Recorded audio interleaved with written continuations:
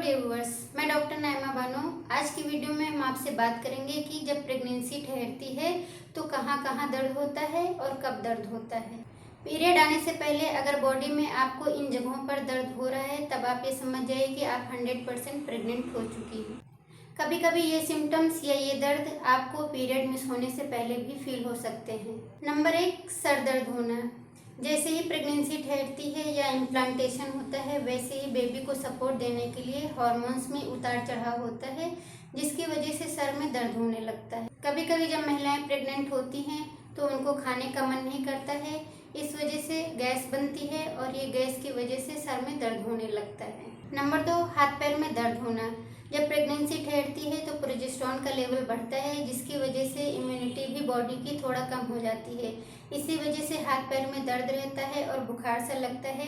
अगर आपको बुखार सा लगे या हाथ पैर में दर्द हो रहा है और आप प्रेगनेंसी प्लान कर रही हैं तो अपने आप से कोई भी दवा ना खाएं। पैरासीटामोल खा सकती हैं, मगर आप अपने डॉक्टर को एक बार ज़रूर दिखा लीजिए। नंबर 3, पेट के निचले हिस्से में दर्द होना।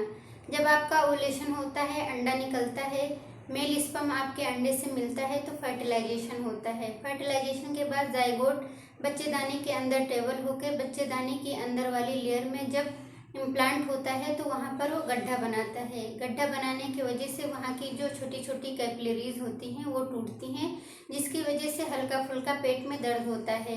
कैपिलरीज टूटने की वजह से कभी कभी स्पॉटिंग भी हो सकती है। कभी कभी ये दर्द किसी किसी महिला को फील नहीं होता है, बहुत हल्का होता है। कभी राइट साइड में होगा पेट के और कभी पेट के लेफ्ट साइड में होगा। नंबर 4, ब्रेस्ट में पेन होना। पीरियड मिस होने से पहले कभी कभी ब्रेस्ट में हैवीनेस फील होता है और ब्रेस्ट में पेन होने लगता है। जैसे इम्प्लांटेशन होता है या प्रेगनेंसी ठहरती है वैसे ही प्रोजेस्टेरॉन का लेवल बढ़ता है, जिसकी वजह से ब्रेस्ट में पेन होता है। कभी कभी इतना पेन होता है कि छूने से भी दर्द होने लगता है।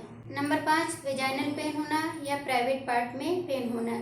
जैसे ही प्रेगनेंसी ठहरती है बच्चेदानी का आकार बढ़ने लगता है।